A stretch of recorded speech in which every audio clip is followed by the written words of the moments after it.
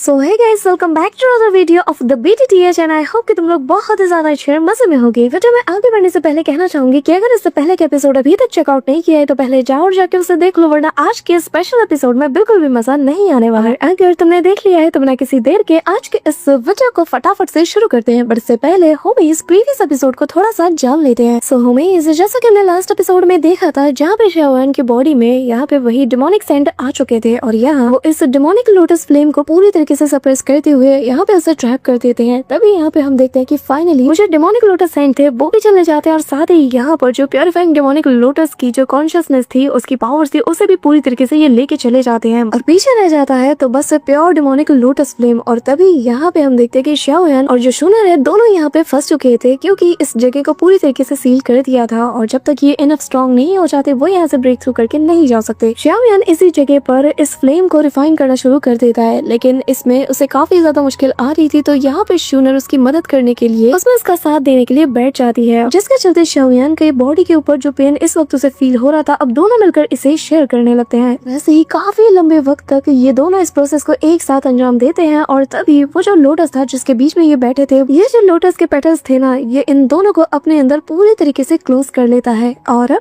आगे सो होमीज, हमारे इस एपिसोड की स्टार्टिंग में ही हमें यहाँ पर एक मिस्टीरियस सी जगह का सीन दिखाया जाता है जहाँ पर चारों ओर यहाँ पे तेज रेतीली आंधी चल रही थी और तभी यहाँ पे हमें याओ क्लैन के वही एल्डर को दिखाया जाता है। साथ ही यहाँ पर बाकी के जो एंशिएंट क्लैन के एल्डर्स थे जो कि असल में उसी फ्लेम की तलाश में आए थे और प्योर डिमोनिक लोटस सेंट के जरिए से बनाए गए उस पोर्टल के जरिए से ये लोग वहाँ से भाग के निकल पड़े थे और जिसके बाद ये लोग यही मिस्टीरियस सी जगह पर आके टेलीपोर्ट हो गए थे। अब तभी सबके सब एक जगह पे एकजुट हो जाते हैं और कहने लगते हैं कि आखिर हम है तो है कहाँ। लेकिन यहाँ पे हम देखते हैं कि जो याओ क्लैन का ये एल्डर था ना, जैसे ही वो सामने एक बहुत बड़े से साम्राज्य जैसी चीज को देखता है तो वो कहता है कि यकीन नहीं होता कि हम इस वक्त इतने टाइम बाद स्टोन क्लैन को देख पा रहे हैं। अब जैसे सभी लोग स्टोन क्लैन का नाम सुनते हैं तो सबके सब शॉक्ड हो जाते हैं। सारे के सारे एल्डर्स कहने लगते हैं कि क्या ये वाकई में स्टोन क्लैन है। यहाँ पे सबके सब हैरान थे और यहाँ बाकी लोग यही कह रहे थे कि एक बात बताओ, इनके तो सारे मेंबर समेत ये पूरी तरीके से गायब हो गया था काफी साल पहले, जिसमें वो कहता है कि नहीं ये शायद हाल ही की बात है। अब तभी यहाँ पे वो कहने लगता है कि ये बिल्कुल वैसे ही है जैसा कि स्प्लिट क्लैन के साथ हुआ था और बस 10 साल के अंदर ही दो ऐसे एंशिएंट क्लैन का बिना किसी सबूत के डिसअपीयर हो जाना बहुत ही ज्यादा हैरान करने वाली बात है। तभी यहाँ पे दूसरा एल्डर कहता है कि बात तुम्हारी सही है, एक के साथ इत्तेफाक हो सकता है लेकिन दूसरा ऐसा कैसे हो सकता है। यहाँ पे हम देखते हैं कि दूसरे क्लैन के एल्डर कहने लगते हैं कि अगर मैं जो सोच रहा हूँ तुम लोग भी वही सोच रहे हो तो तुम समझ ही गए होगे कि ये जो मैटर है ये कोई आम मैटर नहीं है, ये बहुत ही ज्यादा सीरियस मैटर है और सारे के सारे एंशिएंट क्लैन को इसके बारे में थोड़ा सोच विचार करना होगा। जिसपे बाकी सारे लोग भी कहते हैं कि हाँ, हमें जल्द से जल्द हमारे क्लैन के पास लौट कर उन्हें इन्फॉर्म करना ही होगा, हम ज्यादा देर यहाँ पे नहीं रुक सकते। अब तभी यहाँ पे याओ क्लैन का लीडर कहने लगता है कि मुझे डर है कि शायद हम तीनों एंशिएंट क्लैन के लोग मिलकर इस एक चुनौती का सामना नहीं कर सकते, तो मुझे लगता है कि हमें बाकी के एंशिएंट क्लैन्स को भी इसमें शामिल करना ही होगा। तभी वो यहाँ पर अपने पास से 2 स्कोर्स को निकालते साथ ही इन्हें दे देता है। कहने लगता है कि अपने अपने मैसेंजर्स के जरिए से बाकी के क्लैन के लोगों तक हमें ये बात पहुँचानी होगी, स्पेशली उनके लीडर्स तक। और हाँ, और जैसे ही उनके लीडर्स को ये मैसेज मिल जाएगा तो मैं और मेरा पूरा का पूरा याओ क्लैन है उन सभी का हमारे रेलम यानी कि हमारी टेरिटरी में इंतजार करेंगे और वहीं पर इसके ऊपर बातचीत होगी। और ये बात मैं काफी सिंसियरिटी के साथ कह रहा हूँ। अब यहाँ पर वो इन सभी को इनविटेशन तो दे देता है, जिसके बाद ये 2 क्लैन के जो एल्डर्स थे ये इस मैसेज को पाते साथ ही यहाँ से चले जाते हैं। तभी सीन शिफ्ट होकर हमें गो क्लैन के मेन हॉल का सीन दिखाया जाता है जहाँ पे काफी सारे एल्डर्स मौजूद थे, इंक्लूडिंग हमारे जो एल्डर गो नानहाई है वो भी मौजूद थे और बाकी के एल्डर्स भी। अभी यहाँ पे सभी लोग यही बात कर रहे थे कि जब स्टोन क्लैन डिसअपीयर हुआ यानी कि कम्प्लीटली यहाँ से वैनिश हो गया था तो उससे पहले इन लोगों ने काफी सारे जो स्पेशल ब्लॉकेज थे उनका सामना किया था और ऐसा होते होते ही अचानक से एक दिन पूरा का पूरा क्लैन, यहाँ तक कि इन क्लैन के अंदर जितने भी लोग थे एक साथ पूरी की पूरी टेरिटरी को लेकर ये लोग वैनिश हो जाते हैं और ये ऐसे गायब हो जाते हैं कि जैसे इनका कभी कोई यहाँ पे नामो निशान ही नहीं था। यहाँ तक कि इनके आसपास की टेरिटोरियल लैंड थी ना, वहाँ पर भी इनके नामो निशान नहीं मिल पाते। यहाँ पर ये लोग मैप के ऊपर हर एक क्लैन की लोकेशन को देखकर ये बात समझने की कोशिश कर रहे थे। तभी यहाँ जो एल्डर गो नानहाई है वो बताने लगते हैं कि हाँ, और ऐसा ही बिल्कुल जो स्प्लिट क्लैन है उसके साथ भी हुआ था। रातों रात इनका भी सुपड़ा साफ हो जाता है, इनका भी नामो निशान नहीं मिलता और बिल्कुल ऐसे ही जैसे स्टोन क्लैन गायब हुआ वैसे ये भी गायब हो जाते हैं। तभी यहाँ शूनर के जो फादर है पूछने लगते हैं कि मुझे ये बता अब तक इनका कोई नामो निशान मिला। अब यहाँ पे ये बात आगे कंटिन्यू कर ही पाते, तभी यहाँ पे हम देखते हैं कि ब्रदर किंग यान आ जाता है और वो आते साथ ही यहाँ पे याओ क्लैन समेत बाकी क्लैन के वही ऑर्डर को इन तक पहुँचा देता है और बताने लगता है कि इन लोगों ने हमें इन्वाइट किया है और इन लोगों ने ऑफिशियली अपने 3 क्लैन अलायंस को भी फॉर्म कर लिया है। अब यहाँ पे 3 एंशिएंट क्लैन के अलायंस का सुनते साथ ही ना ये लोग भी हैरान हो जाते हैं और सभी आपस में बातचीत करने लगते हैं कि अगर ऐसा कैसे हो सकता है, एंशिएंट हिस्ट्री में आज तक ऐसा नहीं हुआ हुआ कि 3 एंशिएंट क्लैंस ने आपस में हाथ मिला लिया और एक अलायंस को फॉर्म किया, पर न जाने ऐसी कौन सी बात आ गई होगी कि इन लोगों ने हाथ मिला लिया। अब यहाँ पे हम देखते हैं कि जो एंडर गूथ है वो कहने लगता है कि एक बात बताओ, क्या हमारे गू क्लैन को कोई ऐसी इन्विटेशन मिली है अलायंस से रिलेटेड, या फिर किसी ने हमें अप्रोच करने की कोशिश की? जिस पे ब्रदर किंग यान बताता है कि ऐसा कुछ भी नहीं है, बल्कि हमें तो आज ही इनके ऑफिशियल अनाउंसमेंट के बारे में पता चला है। यह सुनकर तो सबके और ज्यादा होश हो जाते कि गू क्लैन, जैसे कि स्ट्रॉन्गेस्ट क्लैन कहा जाता है इन एंशिएंट क्लैंस में से, यहाँ पर उसे ही किसी ने अप्रोच नहीं किया। तभी हम देखते हैं कि शूनर के फादर यानी कि क्लैन एल्डर खुद इस बात से काफी ज्यादा हैरान थे। इन्हें गुस्सा तो आता है लेकिन ये फिर भी खामोश रहते हैं। अब तभी यहाँ पे थोड़ी देर बाद का हमें सीन दिखाया जाता है जहाँ आपस में लोग यही बात कर रहे थे कि जो गू क्लैन है और जो सोल क्लैन है, इन दोनों को ही लोगों ने जैसे पूरी तरीके से नकार दिया हो, यहाँ तक कि उन तक को भी पूछा नहीं गया, जिससे तो यही साबित होता है कि उनकी नजरों में हम दोनों में से ही कोई मेन कल्प्रिट है। तभी यहाँ पे जो दूसरे एल्डर थे उन्हें काफी ज्यादा गुस्सा आ जाता है। वो कहने लगते हैं कि आखिर इनकी हिम्मत कैसे हुई, क्या ये भूल गए कि वक्त रहते हमने इनकी कितनी ज्यादा मदद की है। हमारा गू क्लैन हमेशा इन लोगों के साथ खड़ा आता हुआ नजर आया है, हमने हमेशा सही का साथ दिया है, तो आखिर ये लोग हमारे बारे में ऐसा कैसे सोच सकते हैं? मुझे तो यकीन ही नहीं हो रहा कि इनकी इतनी हिम्मत बढ़ चुकी है कि ये सोल क्लैन से हमारी तुलना कर रहे हैं उन जैसे लोगों से जो कि हमेशा लोगों के पीठ पीछे छुरा भोगते हैं, जिनका कोई सिद्धांत ही नहीं है, उनसे ये लोग हमारी तुलना कर रहे हैं। अब तभी यहाँ पे सभी की बोलती बंद हो चुकी थी। इस दौरान एक और एल्डर कहता है कि जैसा कि हम सभी जानते हैं कि हमारा स्पिरिट क्लैन और जो स्टोन क्लैन है इनके साथ कोई दुश्मनी नहीं है, और ये काम तो हमने बिल्कुल भी नहीं किया, और ना ही ऐसा कोई सबूत है जो ये साबित कर सकता है कि हमने इनके साथ कुछ भी किया हो। इस दौरान यहाँ पे एल्डर को कुछ समझ नहीं आता है, तो तभी यहाँ पे वो जो ब्रदर किंग यानी उससे पूछने लगता है कि एक बात बताओ, जब तुम अपने सफर पे गए थे एंशिएंट रियलम में, तो तब तुमने कुछ मिस्टीरियस सा फील किया या फिर कुछ ऐसी चीज सोल क्लैन के हवाले से जो कि तुम्हें सस्पिशियस लगा हो, क्या तुम बता सकते हो? जिस पे वो बताने लगता है कि मैंने ऑलरेडी एल्डर्स को इसके बारे में सब कुछ बता दिया है। जब स्पिरिट क्लैन पहली बार वैनिश हुआ ना, या फिर मैं ये कहूँ कि सबसे पहले जब स्पिरिट क्लैन वैनिश हुआ, तो मैं और मेरे जो बाकी के क्लैन के जो स्ट्रॉन्गेस्ट वॉरियर थे ना, मैंने सभी को एक साथ करके एक टीम बनाई और निकल पड़ा सीधा सोल रियलम की तरफ, ताकि मैं इनके हरकत, इनके मूवमेंट पर नजर रख पाऊँ। और मैंने इन्हें काफी वक्त तक मॉनिटर किया और अलग अलग एंगल से हमने इन पर नजर रखा, लेकिन जितने भी रिपोर्ट सामने आई उसमें यही पता चलता है कि इन लोगों ने कोई भी ऐसी सस्पिशियस मूवमेंट नहीं की कि जिसके चलते हम इन्हें शक के घेरे में ले, और एल्डर्स ने भी फिर हमें हमारे दूसरे काम में लगा दिया। अब ये सारी बात जब क्लैन लीडर सुनता है तो वो कहता है कि ठीक है, मैं सारी बात समझ चुका हूँ। अब जबकि ये मामला इस हद तक आ चुका है, तो मेरे ख्याल से अब यहाँ पर फालतू के हमें ऐसे बहसबाजी और अंदाजे लगाने से कुछ नहीं होगा, यहाँ पर बात करने से कुछ भी नहीं बनने वाला, हमें एक्शन लेना होगा। और फिलहाल एक एंशिएंट क्लैन होने के नाते हमें हमारी पोजीशन को मेंटेन करना होगा, हमें और ज्यादा ताकतवर बनना होगा, ताकि खतरा चाहे कोई भी हो, हम पूरी परिस्थिति के लिए हमेशा तट पर उपस्थित रहें। ये कहते हुए वो सभी को ऑर्डर देता है और कहता है कि जाओ जाके खुद को स्ट्रेंथन करो और सारे के सारे डिसाइपल्स और जितने भी लोग हैं ना, उन सभी तक मेरा मैसेज पहुंचा दो और उनसे कहो कि जी जान से मेहनत करके अपनी ताकत को एनहेंस करे और हमारे क्लैन की जो सिक्योरिटी है इसे और ज्यादा दुगना कर दो। अब ये सुनना ही था कि तभी सभी लोग उन्हें हाँ में जवाब देते हैं और सभी को यहाँ से जहाँ पे क्लैन लीडर को अभी भी समझ नहीं आ रहा था कि आखिर सोल क्लैन का इसमें हाथ कैसे नहीं हो सकता है। वो अभी भी सोच में था कि तभी सीन शिफ्ट होता है, हमें यहाँ पे सोल क्लैन के अंदर का जो सोल हॉल है उसका सीन दिखाया जाता है और यहाँ पे हुन मेई शेंग की हंसी। भाई साहब, यहाँ पे हम देखते हैं कि वो ठहाके लगाते हुए कहने लगता है कि पता नहीं मैं इन लोगों का क्या करूँ। कभी कभी मन होता है कि मेरे अंदर जितनी हेटरेट है ना, मैं सब के सब इन क्लैंस के ऊपर उतार दूं और सबको मिटा के रख दूं। इस दौरान यहाँ पर वो अपने लोगों पे गुस्सा उतारता है, कहने लगता है कि तुम लोगों ने अपना काम ढंग से नहीं किया। ये कहते हुए वो इन्हें फटकार लगाते हुए यहाँ से जाने देता है। तभी यहाँ पे एक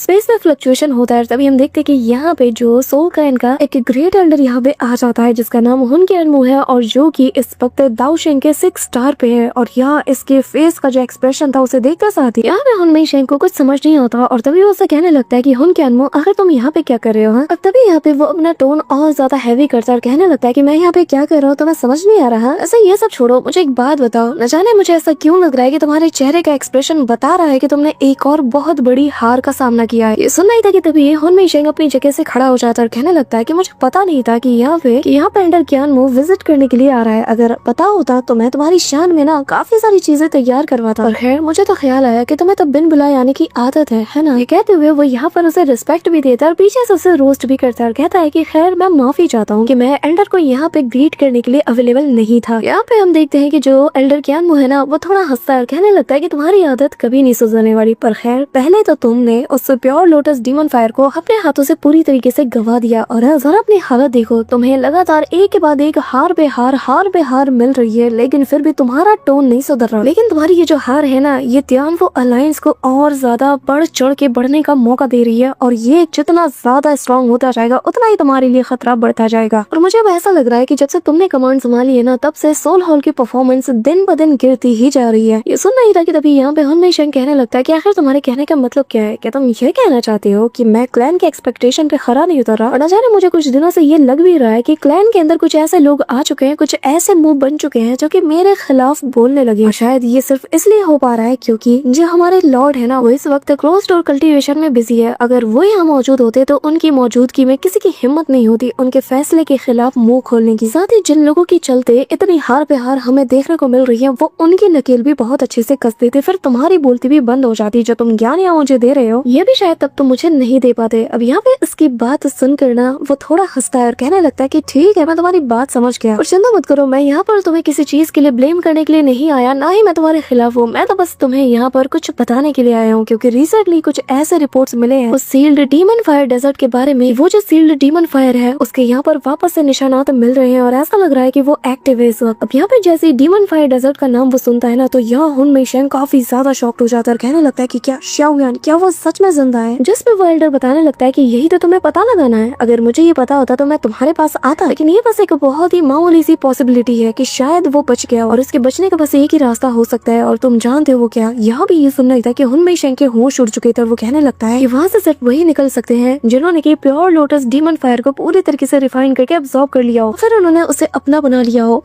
ये कहना ही था कि तभी वो खुद भी समझ जाता है कि उसे कितना बड़ा नुकसान हुआ है और इस वक्त इसके पैरों तले जमीन खिसक जाती है। तभी यहाँ पे एल्डर इसकी तरफ रुख मोड़ते हुए कहने लगता है कि हाँ, शायद तुम समझ गए हो कि मैं यहाँ पर किस लिए आया हूँ और मेरी चिंता का कारण क्या है। जिसके बाद वो आगे बताने लगता है कि तुमने हमारे सबसे बड़े दुश्मन के हाथों में एक बहुत बड़े वेपन को ऐसे ही छोड़ दिया और अगर वो वापस आता है तो हमारे लिए सबसे बड़ा खतरा बनेगा। कहते हुए वो अपने दोनों फिंगर से अपने फोरहेड को टच करता है और यहाँ पर अपनी फ्लेम को बाहर निकालते साथ ही कहने लगता है कि मुझे क्लैन ने इसे अपने साथ लाने को कहा है। और तभी वो उसे देते हुए कहने लगता है कि इससे पहले कि शाओयान वापस आए हमें हर हाल में स्काई मेंशन अलायंस को पूरी तरीके से खत्म करना होगा। ये कहते साथ ही वो उस फ्लेम को सीधा उसकी तरफ थ्रू कर देता है। जहाँ हम देखते हैं कि ये जो पर्पल फ्लेम था ये सीधा इसके फोरहेड के जरिए से इसके बॉडी में समा जाता है। जिसके बाद हम देखते हैं कि हुन शेंग की पावर जो है वो रैपिडली इंक्रीज होने लगती है, उसे पहले से और ज्यादा स्ट्रेंथ फील होता है। और तभी यहाँ पे जो एल्डर था वो हंसते हुए कहता है कि उम्मीद करता हूँ इससे तुम्हारा काम हो जाएगा और हाँ, उसका खेल बहुत ही अच्छे से खत्म करना। जिसपे हुन शेंग यहाँ पे काफी कूल वे में कहता है कि चिंता मत करो, अब इस मैटर को तुम मेरे हवाले छोड़ दो। तभी सीन शिफ्ट होता है और हमें यहाँ पे फॉलिंग स्टार पवेलियन का सीन दिखाया जाता है जहाँ पे चारों ओर लोग तैनात हो चुके थे। और तभी मास्टर याओ लाओ यहाँ पे बताने लगते हैं कि बीते एक साल के अंदर काफी कुछ बदल चुका है। बीते एक साल में हॉल ऑफ सोल के साथ हमारा मुकाबला आज भी चलता आ रहा है और वॉर ऐसी कंटिन्यू चल रही है। लेकिन खुशी की बात यह है कि हमारे जो लोग हैं, साथ ही जो हमारे सोल्जर्स हैं, ये पहले से काफी ज्यादा स्ट्रॉन्ग हो चुके हैं, वो भी कॉम्बैट में। और इनकी जो कॉम्बैट एबिलिटी है ये पहले से ज्यादा काफी अच्छी तरीके से इनहेंस भी हो चुकी है। अब ये सारी बातें सुनकर मास्टर फेंग दोनों ही काफी अच्छा फील कर रहे थे और इन्हें भी अपने लोगों पे काफी ज्यादा प्राउड फील हो रहा था। पर तभी यहाँ पर एक ह्यूज सा एनर्जी वेव निकलता है जो कि पर्पल कलर का था और ये लाइट सीधा आसमानों से जा टकराती है। और तभी हमें यहाँ पर लिटिल फेरी डॉक्टर को दिखाया जाता है जिसने की बेसिकली क्लोज डोर कल्टीवेशन में अपना ब्रेक थ्रू कर लिया था और अब वो 1 स्टार दाओशन पे ब्रेक थ्रू करके अपने न्यू लुक में आ चुकी थी। और यहाँ पे हम देखते हैं लिटिल फेरी डॉक्टर ना पहले से और ज्यादा खूबसूरत लग रही थी, चारों ही तरफ ये अपनी ऑरा को रिलीज कर रही थी। और इसी के साथ यहाँ हम देखते हैं कि मास्टर फेंग बताने लगते हैं कि अब तो हमारे स्काई मेंशन अलायंस के पास एक और पावरफुल दाओशिंग आ चुका है। मास्टर याओ लाओ काफी प्राउड फील कर रहे थे और ये जो सोल फ्लक्चुएशन हो रहा था ना वो काफी ज्यादा इंटेंस था। इसे देखकर वो समझ चुके थे कि जो डेमोनिक सैंड का एसेंस ब्लड है उसने जरूर से इसकी बहुत हेल्प की होगी दाओशिंग पर ब्रेक थ्रू करने के लिए। तभी यहाँ हमें वापस लिटिल फेरी डॉक्टर को दिखाया जाता है जो कि यहाँ पर अपनी कल्टीवेशन को स्टेबल करने में लग चुकी थी। वहीं दूसरी तरफ सीन शिफ्ट होता है। यहाँ मास्टर याओ लाओ और जो मास्टर फेंग है दोनों ऊपर की ओर जाते हुए बात कर रहे थे कि जो डीमन फ्लेम रियलम की एक्टिविटी है इसके बारे में हमें कुछ खास पता नहीं चला, पर जियान है उसने अपने कुछ मैसेंजर्स को कुछ दिन पहले वहाँ पे भेजा था। साथ ही उसने ये भी बताया कि उसके पास जो ड्रैगन सील है उसमें भी अभी कोई भी चेंजेस नहीं आया है, जिसका मतलब ये है कि हमें परेशान होने की जरूरत नहीं है। अब मास्टर याओ लाओ जो कि शाओयान को अपने बेटे की तरह मानते हैं, उन्हें फिर भी काफी ज्यादा बेचैनी हो रही थी। और क्योंकि ड्रैगन सील भी बिल्कुल सही सलामत है, जिसका मतलब ये है कि शाओयान ठीक है, तो इसे सुनकर ना उन्हें काफी राहत फील होता है। तभी मास्टर याओ लाओ को कुछ अजीब सा फील होता है और यहाँ हम देखते कि काले काले बादल यहाँ मंडराने लगते हैं और ये हॉल ऑफ सोल्स है। और जिसकी ऑरा को फील करते साथ ही यहाँ पर काफी सारे लोग आ चुके थे और यहाँ सभी को समझ नहीं आ रहा था कि आखिर हॉल ऑफ सोल इस वक्त यहाँ क्या करने आया है। यहाँ पे स्काई मेंशन अलायंस के जितने भी लोग यहाँ मौजूद है सब के सब आ जाते हैं आगे, चाहे वो फ्लेम एंड सिस्टर हो, मास्टर याओ लाओ हो या फिर बाकी के अदर मेंबर्स हो। लेकिन मास्टर याओ लाओ के चेहरे पर बिल्कुल भी शिकन नहीं थी क्योंकि वो जानते हैं कि यहाँ पर कोई अटैक करने तो नहीं आया होगा। पर तभी यहाँ पर हॉल ऑफ सोल का इन्हें के मैसेज मिलता है जिसमें इन्होंने कहा था कि आज से ठीक ठीक 3 दिन बाद एक डेथ मैच होगा, वो भी पीक ऑफ द फॉलन में, और जो कि स्काई मेंशन अलायंस के साथ होगा। अब ये क्लियरली एक वॉर का डिक्लेरेशन था, जिसे देखते साथ ही सभी लोग काफी ज्यादा हैरान थे और वो समझ चुके थे कि ऑफिशियली वॉर छिड़ चुकी है। अब यहाँ पे एक डेथ मैच और पीक ऑफ द फॉलन, ये सुनते साथ ही ना मास्टर जो फेंग थे वो काफी ज्यादा कंफ्यूज थे और याओ लाओ से कहने लगते हैं कि इतनी जल्दी आखिर ये लोग ये सब कुछ क्यों कर रहे हैं। कि तभी यहाँ पे मास्टर याओ लाओ कहने लगते हैं कि इनके पीछे कोई बहुत बड़ा रीजन जरूर होगा। अगले ही पल ये सारे जो फॉग थे ये हट जाते हैं, साथ ही वो काले बादल भी। तभी यहाँ पे हम देखते हैं कि पिल टावर के जो एल्डर है वो कहने लगते हैं कि हुन क्लैन का सपोर्ट शायद इन्हें मिल चुका होगा। और सभी यहाँ पे फायर एंसेस्टर जो कि 2 स्टार दाओशिंग पे पहुंच चुके, वो कहने लगते हैं कि पर अगर ऐसा सच में है तो भी ये कैसे पॉसिबल हो सकता है, क्योंकि अभी तो कोई भी क्रूशियल मोमेंट नहीं आया, तो हुन क्लैन ऐसे डायरेक्टली इनका हेल्प क्यों करेगा। वैसे भी अभी ऐसा कोई रीजन मुझे तो नजर नहीं आ रहा। तभी यहाँ पे जो फ्लावर सेक्टर के लीडर है वो कहने लगते हैं कि ऐसा भी तो हो सकता है कि ये इनकी कोई टैक्टिक हो, ताकि बस कैसे भी करके ये हमारा ध्यान बटा पाए और इस मौके का फायदा उठाकर ये लोग हेडक्वार्टर के ऊपर हमला कर दे। ऐसा भी तो हो सकता है कि इनका मेन टारगेट हेडक्वार्टर हो। यहाँ पे यहाँ लोग समझ चुके थे कि रीजन चाहे जो हो, एक बहुत बड़ी बैटल तो होने ही वाली है, फिर चाहे वो हेडक्वार्टर में हो या फिर कहीं और ही क्यों ना हो। तभी यहाँ पे मास्टर फ्रैंक वो कहने लगते हैं कि जल्द से जल्द सारे के सारे स्काउट्स और जितने भी इंटेलिजेंस है उन सभी को एक जगह पे गैदर करो, साथ ही जो डिमोनिक फ्लेम डेजर्ट है वहाँ पर भी अपनी निगरानी बनाए रखो, और हमें चाहे जो हो जाए अलायंस को हर हाल में शाओयान के लौटने तक सब कुछ होल्ड करके रखना है। वहीं दूसरी तरफ सीन शिफ्ट होता है और हमें यहाँ पर उसी डिमोनिक फ्लेम रियलम के अंदर का सीन दिखाया जाता है, जहाँ पे हम देखते हैं कि जो लोटस जो कि ऑलमोस्ट 1 साल पहले शूनर और शाओयान को अपने अंदर समेटते हुए पूरी तरीके से क्लोज हो चुका था, धीरे धीरे करके इसके जो पेटल्स थे वो एक एक करके ब्लूम होने लगते हैं। और तभी यहाँ पर हमें जो 5 कलर्ड फ्लेम है वो दिखाया जाता है, जो कि एक बहुत ही पावरफुल से बॉल का शेप ले चुका था और धीरे धीरे अब इसमें इतनी ज्यादा एनर्जी बढ़ चुकी थी कि ये क्रैक करने लगता है, और अगले ही पल इसके अंदर से एक टेरिफाइंग सी एनर्जी बाहर निकलती है जो कि सीधा आसमानों से जा टकराती है, और इसी के साथ ये जो लोटस था ना ये पूरी तरीके से यहाँ से डिसअपियर हो जाता है। और इस एनर्जी के अंदर हमें यहाँ पे शाओयान और शूनर नजर आते हैं। यहाँ पे शाओयान का लुक थोड़ा सा ही चेंज हुआ था, लेकिन शूनर इतना टाइम बाद शूनर का ये लुक ना बहुत ज्यादा कमाल का लगता है। उसका जो ड्रेस था वो पहले से काफी ज्यादा चेंज हो चुका है और इसमें ये पहले से ज्यादा अच्छी लग रही है। और इसी के साथ गाइस ये ऑफिशियल भी हो जाता है कि शूनर ने ब्रेक थ्रू कर लिया है और अब वो 4 स्टार दाओशिंग पे ब्रेक थ्रू कर चुकी है। इसके बाद हमें शाओयान को भी दिखाया जाता है, जहाँ पर उसने भी अब 5 स्टार दाओशिंग पे भी ब्रेक थ्रू कर लिया है, और शाओयान की आंखों में ही प्योरीफाइंग डिमोनिक लोटस फ्लेम की पावर को देखा जा सकता था। और शाओयान देख के हैरान था कि वो बिल्कुल सही सलामत है। तभी वो शूनर का शुक्रिया अदा करते हुए कहता है कि तुम्हारे बिना ये कभी भी मुमकिन नहीं था, मैं कभी भी इस डीमन फ्लेम को अपने दम पर तो कभी भी कंज्यूम नहीं कर सकता था, और अगर तुम मेरी हेल्प नहीं करती तो शायद ये डिमोनिक फ्लेम मुझे ही डिवोर कर जाती। जिससे शूनर कहती है कि इसमें शुक्रिया कहने की कोई बात नहीं, वैसे भी मैं यहाँ पर तुम्हारी हेल्प करने के लिए आई थी, तो भला मैं तुम्हें ऐसे सिचुएशन में कैसे देख सकती थी। हाँ, और जरा देखो मुझे भी तो इससे फायदा हुआ है ना। यहाँ पे शाओयान भी नोटिस कर लेता है कि उसने ब्रेक थ्रू कर लिया है, और यहाँ उसकी कमाल के लुक को देखकर शाओयान भी उसे देखकर खो जाता है। तभी यहाँ पे वो कहने लगता है कि मैंने इससे पूरी तरीके से रिफाइन तो कर लिया, लेकिन मुझे समझ नहीं आ रहा कि जो मेरी बॉडी के अंदर फ्यूज्ड हेवनली फ्लेम है, क्या मेरी कल्टीवेशन लेवल की तरह वो भी और ज्यादा स्ट्रॉन्ग हो चुकी होगी। ये कहते साथ ही वो हैंड साइन बनाते साथ ही अराइज कहता है, लेकिन अचानक से यहाँ पे बस फ्लेम का एक छोटा सा एक्सप्लोजन होता है और शाओयान जैसे खुद का पूरा कंट्रोल खो चुका था। यहाँ पे ये देखकर शूनर भी हैरान थी, वो कहती है कि आखिर क्या हुआ। यहाँ पे शाओयान का एक्सप्रेशन भी काफी ज्यादा कॉम्प्लिकेटेड था, उसे भी समझ नहीं आ रहा था कि आखिर वो कंट्रोल क्यों नहीं कर पा रहा। शाओयान अटकती हुई आवाज में कहता है कि मेरी बॉडी के अंदर जो हेवनली फ्लेम था वो पूरी तरीके से डिसअपियर हो गया। यहाँ पे शाओयान अपनी 5 रिंग फ्लेम टेक्निक को भी यूज करता है, हैंड साइन बनाता है, लेकिन फिर से सेम एनर्जी का छोटा सा एक्सप्लोजन होता है जो देखकर शाओयान भी हैरान था। तभी वो वापस से अपने हैंड साइन को बनाते हुए एंग्री बुद्धा लोटस फ्लेम को परफॉर्म करने की कोशिश करता है, पर यहाँ सेम वैसी चीज बार बार रिपीट होती है। लिटरली यहाँ पे शाओयान का चेहरा देखने लायक था, उसकी आंखों में आंसू थे, क्योंकि उसके पास यही इसकी ताकत है जिस पर उसने सबसे ज्यादा काम किया है, और आज वो इसे ही कंट्रोल नहीं कर पा रहा, वो अपनी बॉडी से इसे डिसअपियर होता हुआ फील कर पाता है। ये बहुत ही ज्यादा हताश हो जाता है, पर तभी इसकी बॉडी के अंदर वो जो हेवनली फ्लेम्स है वो अचानक से सर्ज होती है, जिसके चलते से पेन भी होता है। शूनर उसके करीब जाने की कोशिश करती है, पर तभी शाओयान कहता है कि शूनर उससे दूर रहो, मैं नहीं चाहता कि मेरे चलते तुम इंजर्ड हो जाओ। शाओयान इससे और दूर चला जाता है। शूनर को भी उसकी काफी ज्यादा फिक्र होती है, और तभी शाओयान दर्द के मारे छटपटाते हुए चिल्लाना शुरू कर देता है। इसके बॉडी के अंदर से वो जो 5 कलर्ड फ्लेम्स है वो एक एक करके बाहर निकलने लगते हैं, और अचानक से शाओयान दर्द के मारे चिल्ला उठता है, और सब कुछ यहाँ पे शांत हो चुका था। शूनर उसे जाके संभालती है, और तभी यहाँ पे हमें दिखाया जाता है कि अचानक से ये जो फ्लेम्स है ये आपस में जाके गैदर होने लगते हैं। शाओयान और शूनर ये नजारा देखे जा रहे थे, और तभी ये जो फ्लेम्स थी ना ये आपस में कंडेंस होना शुरू कर देते हैं। बहुत ही ज्यादा छोटे से एक एनर्जी बॉल में ये कंडेंस हो चुके थे, और तभी एक ह्यूज से इम्पैक्ट के चलते एक एनर्जी एक्सप्लोजन होता है, और तभी इसके बीच में हम एक नन्हे सोल को देख पाते हैं जो कि चारों तरफ से हेवनली फ्लेम से कवर था, और जो कि किसी छोटे से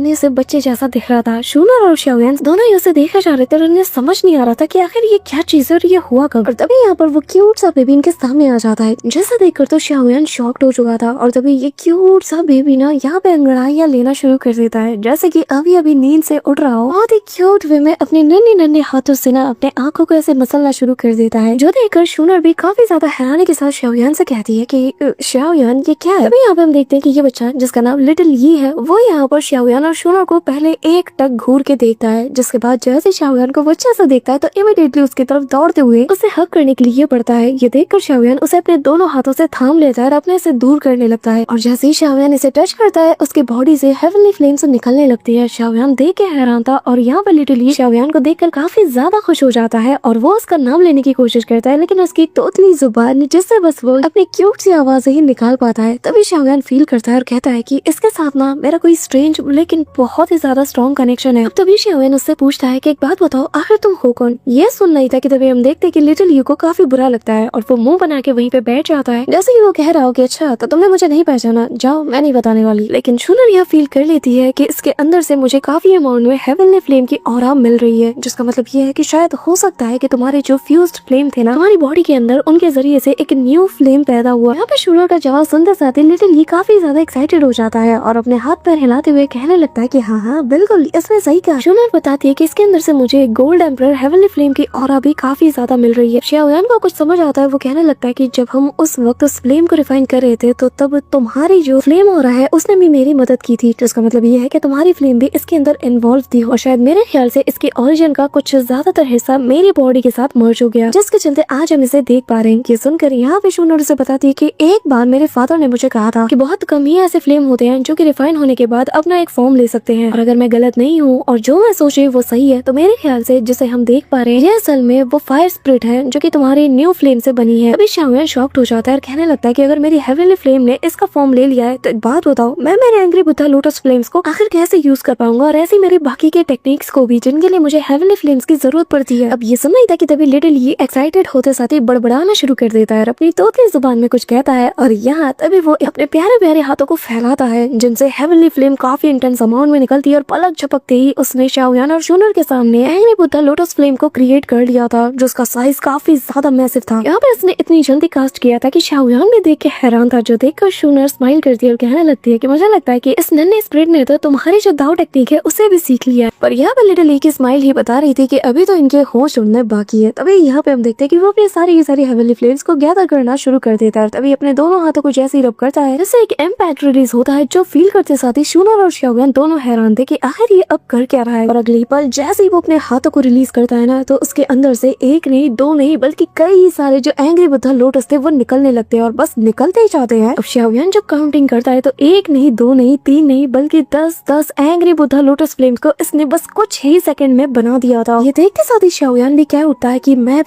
भी एक साथ इतने सारे एंग्री बुद्धा लोटस को तो कभी नहीं बना सकता। तभी हम देखते कि इनके बीच में जो लिटिल यी था वो लगातार इन्हें कंट्रोल कर रहा था। तभी शाओयान के दिमाग में एक शॉकिंग सी बात आती है और वो कहने लगता है कि अगर वो इन सभी को आपस में फ्यूज करके उस एक्सटर्मिनेशन फायर लोटस को फ्यूज कर पाए तो बस फिर क्या। यहाँ पे शाओयान के ये सोचना ही था कि तभी हम देखते हैं कि जो लिटिल यी था ना इसके फोरहेड पर बना ये जो लोटस मार्क था ये अचानक से ग्लो करता है और जिसके चलते यहाँ पे लिटिल यी को पता चल जाता है कि आखिर शाओयान क्या चाहता है। तो वो अपनी तोतली जुबान में कहने लगता है कि मैं समझ गया और फिर तभी यहाँ पे वो उन सभी को फ्यूज करना शुरू कर देता है और पलक झपकते ही यहाँ पर एक जायंट सा मैसिव लोटस बन के क्रिएट हो जाता है, जिसे देखते साथ ही शाओयान के भी होश उड़ चुके थे। अब शाओयान इसे देखते साथ ही बस इतना कहता है कि क्या इतना बड़ा एक्सटर्मिनेशन फायर लोटस। जिसके बाद लिटिल यी अपना असली जलवा दिखाता है और बस हल्के से धक्का देने से ही यहाँ पे ये जायंट सा लोटस सीधा आसमानों से जा टकराता है, जिसकी ऑरा इतनी ज्यादा खतरनाक थी कि इन दोनों के पैरों तले जमीन खिसक जाती है। तभी यहाँ पे हम देखते हैं कि जैसे ही वो लोटस पूरी तरीके से डिसअपीयर होता है यहाँ पे लिटिल यी शाओयान के पास आ जाता है। अब लिटिल यी को देखकर शाओयान उसकी तारीफ करता है, कहता है कि वाकई में तुम छोटा पैकेट बड़ा धमाका। और फिर वो उसे काफी ज्यादा प्यार करते हुए कहता है कि मुझे तुम्हारी एबिलिटी में ना शक नहीं करना चाहिए था। जिसके बाद शाओयान काफी ज्यादा एक्साइटेड हो जाता है और कहता है कि बस मैंने एक बार सोचा और बस मेरे सिंगल थॉट से तुमने इतना बड़ा कारनामा करके दिखाया, जिसका मतलब ये है कि आगे चलकर मैं तुम्हारे जरिए से मेरी जो स्ट्रेंथ है इसे और ज्यादा मैक्सिमाइज कर पाऊंगा। यहाँ पे लिटिल यी भी उसके आसपास चक्कर काटते हुए अपनी फीलिंग से एक्सप्रेस करता है। तभी यहाँ पे शूनर बताती है कि मानना पड़ेगा इसकी इंटेलिजेंस भी काफी कमाल की है और लगता है कि जैसे जैसे ये ग्रो करेगा ये और ज्यादा इंटेलिजेंट होता जाएगा, तो क्यों ना हम इसे इसका एक नाम दें जिसपे वो काफी ज्यादा एक्साइटेड होने लगती है और यहाँ पे ततलाते हुए बस युवा युवा कहती है, जो देखकर शाओयान कहता है कि जब से हम इससे मिले हैं ये बार बार बस इसी चीज को रिपीट करता जा रहा है, तो क्यों ना आज से हम इसका नाम लिटिल यी रखें और इसे लिटिल यी कह के बुलाएंगे। अब यहाँ पे लिटिल यी सुनते साथ ही उसे काफी ज्यादा बुरा लगता है, वो गुस्सा आ जाता है और पलटते हुए बहुत ही क्यूट वे में शाओयान की तरफ देखने लगता है। जस्ट पे शाओयान कहता है कि लिटिल यी क्या हुआ, तुम्हें ये नाम पसंद नहीं आया? खैर छोड़ो, हम इस पे बाद में बात करेंगे, हमें पहले यहाँ से निकलना होगा। ये कहते हुए वो उसे अंदर जाने का ऑर्डर देता है और तभी लिटिल यी उसके बॉडी के अंदर समा जाता है। जिसके बाद शूनर उससे कहने लगती है कि क्या बात है, तुम तो बच्चों को काफी अच्छे से संभाल लेते हो। हाँ, जस्ट पे शाओयान कहने लगता है कि हमें जल्द से जल्द निकलना होगा, वैसे भी मुझे पता है कि हमारे लोग हमारी फिक्र में काफी ज्यादा परेशान होंगे। जिस पे शूनर भी कहती है कि हाँ, मैं काफी दिनों से घर से दूर हूँ, वो लोग भी काफी ज्यादा परेशान होंगे और मुझे मेरे फादर को भी सारी चीजें एक्सप्लेन करनी होंगी। इसी के साथ ये दोनों यहाँ से निकलने के लिए रेडी हो जाते हैं और शाओयान के एक इशारे से ही स्पेस में एक बहुत बड़ा सा क्रैक बन जाता है और जिसके बाद ये दोनों हमेशा के लिए ये जगह छोड़ के निकल जाते हैं। बट गाइस, हमने हमारे चैनल पर अगेंस्ट द गॉड के सीजन 2 को रिलीज कर दिया है और जिसके एनिमेशन और स्टोरी पहले से और ज्यादा कमाल की हो चुकी है। तो तुम में से जितने लोगों ने अभी तक अगेंस्ट द गॉड के सीजन 2 को नहीं देखा है और इंतजार में है, तो गाइस अपलोड हो चुका है, क्या कर रहे हो, जाके फटाफट से चेकआउट कर लो और जिसका लिंक तुम्हें पिन कमेंट में मिल जाएगा। और हाँ, ट्रस्ट मी, तुम्हें इसकी एनिमेशन और स्टोरी देखकर ना मजा ही आ जाएगा। So that's all for today guys, I hope कि तुम सबको आज की वीडियो काफी ज्यादा पसंद आई होगी। अगर हाँ, तो वीडियो को लाइक करना, चैनल बनाए हो तो सब्सक्राइब करना। तो मिलते हैं नेक्स्ट वीडियो में, तब तक के लिए बाय।